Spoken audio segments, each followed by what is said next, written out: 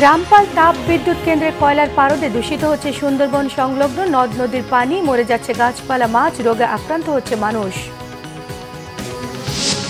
প্রাকৃতিক অপরূপ সৌন্দর্যে লীলাভূমি পটুয়াখালী হেয়ার আইল্যান্ড, পর্যটন খাতে নতুন সম্ভাবনা। দেখছিলেন ক্রাউন সিমেন্ট সংবাদ শিরোনাম। রামপাল তাপবিদ্যুৎ কেন্দ্রের কয়লার পারদে দূষিত হচ্ছে সুন্দরবন সংলগ্ন নদ নদীর পানি। পারদের মাত্রা বেড়েছে প্রায় 10 গুণ। এতে উপকূলে মরে যাচ্ছে গাছপালা, নদ নদীর মাছ, নানা রোগে আক্রান্ত হচ্ছে নারী ও শিশুরা। মংলা প্রতিনিধি জসিমউদ্দিনের তথ্য ছবিতে থাকছে ডেস্ক রিপোর্ট। দেশের ক্রমবর্ধমান বিদ্যুতের চাহিদা মেটাতে সুন্দরবন সংলগ্ন পশুর নদীর তীর ঘেঁষে বাগেরহাটের রামপালে ভারত বাংলাদেশ জয়েন্ট ভেঞ্চারে নির্মাণ করা হয় তাপবিদ্যুৎ কেন্দ্র। 2023 সালের 23 ডিসেম্বর বাণিজ্যিকভাবে বিদ্যুৎ উৎপাদন শুরু করে কেন্দ্রটি। এক বছরের মধ্যেই দূষণের প্রভাব পড়ছে মোংলা উপকূলে। কোথাও মরে যাচ্ছে গাছপালা, আবার কোথাও গাছে ধরছে না ফল। নদ নদীতে কমে গেছে মাছ, চাষের অনুপযোগী হয়ে পড়েছে জমি। নানা রোগে আক্রান্তের পাশাপাশি ব্যাপক ক্ষতির মুখে উপকূলবাসী। শাক সবজি ফসলাদি তো কিছুই হচ্ছে না। 2-3 বছর আগে যা হতো এখন টোটালি কোনো সবজি নাই। আগে নিজেরা ডাব বিক্রি করতাম, নারকেল খাতাম, বড়দিনের কত উৎসবে, কিন্তু এখন তো কিছুই নেই। টোটালে কোনো মাছ পাচ্ছি না, দেখেন না ট্রলারগুলো সব ওই ডাঙ্গায় উঠানো। আর এই যে কয়লা বিদ্যুৎ কেন্দ্র আসে আরো দূষিত করেছে। এখন মাছ মোটেও নাই, আমাদের নদীতেও নাই, গাঙ্গেও নাই, সুন্দরবন খালেও নাই। আগের তো ধান হতো, এখনো ধান পান কোনো ফসলই হয় না। মহিলাদের বেশি ক্ষতি হচ্ছে, বাচ্চারা প্রায় দেখা যাচ্ছে বিকলাঙ্গ। পরিবেশ ও জ্বালানি বিশেষজ্ঞরা বলছেন, কয়লা পুড়িয়ে বিদ্যুৎ উৎপাদনের ফলে পশুর নদের পানিতে পারদের পরিমাণ বেড়েছে 10 গুণ। দূষণের কবলে পড়েছে সুন্দরবন ও মোংলা উপকূল। এটা যখন নির্মাণ করা হয় তখন আমরা এটার বিরোধিতা করেছি এবং আমরা বলেছি এটা কোনোভাবে বাংলাদেশের স্বার্থ তো রক্ষাই করবে না এবং এটা একটি সুন্দরবন বিনাশী প্রকল্প এবং আমাদের জীববৈচিত্র্যের জন্য ক্ষতিকর। কিন্তু পৃথিবীর কোনো উন্নত দেশ আর কয়লা বিদ্যুৎ কেন্দ্র বানায় না। পৃথিবীতে যে সমস্ত দেশে কয়লা খনি রয়েছে তারা খনি বন্ধ করে দিচ্ছে। কাজেই আমাদের মতো দেশে, যে জায়গায় ঘনবসতির দেশ, যে জায়গায় পরিবেশ দূষণ হলে মানবিক বিপর্যয় নেমে আসে, সেই জায়গায় নতুন করে কয়লা ভিত্তিক বিদ্যুৎ কেন্দ্র করার কোনো যৌক্তিকতা ছিল না, এখনো নাই। বিদ্যুৎ কেন্দ্রটি নির্মাণে রয়েছে নিম্নমানের যন্ত্রাংশ ব্যবহারের অভিযোগ।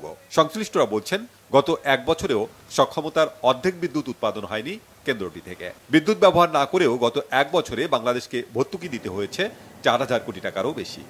বিপুল টাকা, কিন্তু 4340 কোটি টাকায় আমরা 10টা ইউনিভার্সিটি বানাতে পারি। 1 বছরে এই টাকা দেওয়া হয়েছে, কিন্তু আমরা বিদ্যুৎ পেয়েছি কত শতাংশ? ওই যে অর্ধেকেরও কম, 39 বা 40% সময় চলেছে। তার মানে 60% সময় বিদ্যুৎ কেন্দ্র বসেছিল। তার মানে বসিয়ে রেখেও টাকা দিতে হচ্ছে। এইটা আমার বাজেট থেকে আমার জনগণের করের টাকা ওখানে আমাদের জনগণের ওখানে চলে যাচ্ছে। বাংলাদেশের গলার কাটা হয়ে দাঁড়িয়ে থাকা রামপাল তাপবিদ্যুৎ কেন্দ্রটি দ্রুত বন্ধ করে দেওয়ার দাবি স্থানীয়দের। Bangla vision news desk. প্রাকৃতিক অপরূপ সৌন্দর্যে লীলাভূমি হেয়ার আইল্যান্ড। বঙ্গোপসাগরের বুক চিরে জেগে ওঠা পটুয়াখালীর রাঙাবালী উপজেলার এই দ্বীপের সৌন্দর্য যে কোনো ভ্রমণ পিপাসু পর্যটকের নজর কাড়বে। সূর্যোদয়, সূর্যাস্ত, সবুজ বনায়ন, দীর্ঘ সমুদ্র সৈকত, অতিথি পাখির কোলাহল সহ নৈসর্গিক সৌন্দর্যে ভরপুর এই দ্বীপটি। পটুয়াখালী প্রতিনিধি KM সাদাত হোসেন রিপোর্ট করছেন। বঙ্গোপসাগরের বুক চিরে জেগে ওঠা একটি দ্বীপ, গুগল ম্যাপে যার নাম হেয়ার আইল্যান্ড। স্থানীয়দের কাছে এটি পরিচিত চর হেয়ার নামে।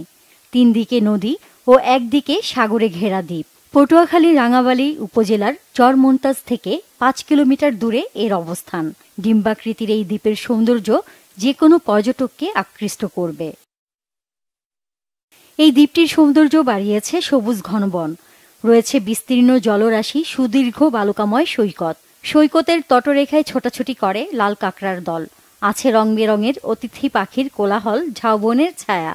বিশেষ আকর্ষণ হেয়ার আইল্যান্ডের যে কোনো প্রান্তে দাঁড়িয়ে সূর্যোদয় সূর্যাস্তের দৃশ্য দেখা মিলতে পারে বন্য হরিণেরও। বিশুদ্ধ পানির ব্যবস্থা করেছি, সোলার লাইটের ব্যবস্থা করেছি, ওয়াশরুমের ব্যবস্থা করেছি, ইভেন আমরা ব্রেস্ট ফিডিং সেন্টারও করেছি। বিদেশি পর্যটকদের জন্য থাইল্যান্ডের ফিফি আইল্যান্ড কিংবা বালি দ্বীপের মতো করে সাজানো যায় এই দ্বীপকে। পর্যটকরা বলছেন, প্রাকৃতিক সৌন্দর্যে কক্সবাজার, কুয়াকাটা কিংবা সুন্দরবনের চাইতে কোনো অংশেই কমতি নেই এই দ্বীপের। এখানে যদি সরকার সুন্দরভাবে দৃষ্টি দেয় এবং কি এখানে যদি সরকার এটাকে নিয়ে কিছু ভাবে, পর্যটকদের নিয়ে যদি ভাবে, তাহলে এটা আমি মনে করি যে পর্যটকদের জন্য একটি আশ্রয়স্থল হবে। ইকো ট্যুরিজম এখানে হতে পারে। আমরা ওই যে ইট পাথরের বিল্ডিং বা ইমারত না তৈরি করে এখানে উচিত ইকো ফ্রেন্ডলি কিছু তৈরি করা, যাতে মানুষজন এসে প্রাকৃতির সাথে মিশে যেতে পারে। উপকূলীয় এলাকার পর্যটন শিল্পের উন্নয়নে মাস্টার প্ল্যান হাতে নেওয়া হয়েছে বলে জানান ট্যুরিজম বোর্ডের প্রধান নির্বাহী কর্মকর্তা ও স্থানীয় উপজেলা প্রশাসন। পর্যটন স্পটগুলোতে যারা আগে বিভিন্ন জায়গা, দেশের বিভিন্ন প্রান্ত থেকে পর্যটনের জন্য আসবেন, এখানকার প্রাকৃতিক সৌন্দর্য উপভোগ করতে আসবেন, তাদের জন্য আমরা একটা কর্মপরিকল্পনা প্রণয়ন করব এবং আমাদের পটুয়াখালী জেলা সম্মানিত জেলা প্রশাসক স্যারের সহযোগিতায় এই পর্যটন কেন্দ্রগুলো পর্যটন অধিদপ্তরের সহযোগিতায় কীভাবে উন্নয়ন করা যায়, সেটাতে আমাদের যেই কর্মপরিকল্পনা সেটা বাস্তবায়নের জন্য আমরা সচেষ্ট থাকব। হেয়ার আইল্যান্ড ছাড়াও নয়নাভিরাম সৌন্দর্যে ঘেরা এই উপজেলার সোনারচর, জাহাজমারা ও তুফানিয়া নিয়ে পর্যটন জোন করা হলে দেশি বিদেশি পর্যটকদের আকৃষ্ট করতে পারবে। দক্ষিণাঞ্চলে পর্যটন শিল্পে যুক্ত হবে নতুন এক দিগন্ত। Bangla vision news desk. চীন ও জাপানে ছড়িয়ে পড়েছে হিউম্যান মেটানিউমো ভাইরাস।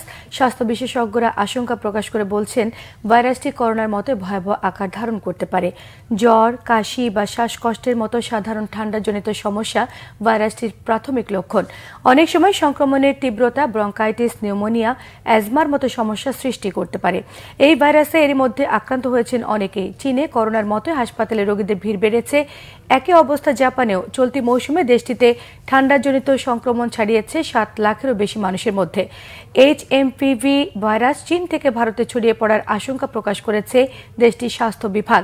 যে কোনো লক্ষণ দেখা দিলে দ্রুত চিকিৎসকের কাছে যাবার পরামর্শ দিয়েছেন তারা। প্রায় 2 দশক আগে HMPV ভাইরাসের উপস্থিতি জানান দিলেও এখন পর্যন্ত এর টিকা আবিষ্কার হয়নি।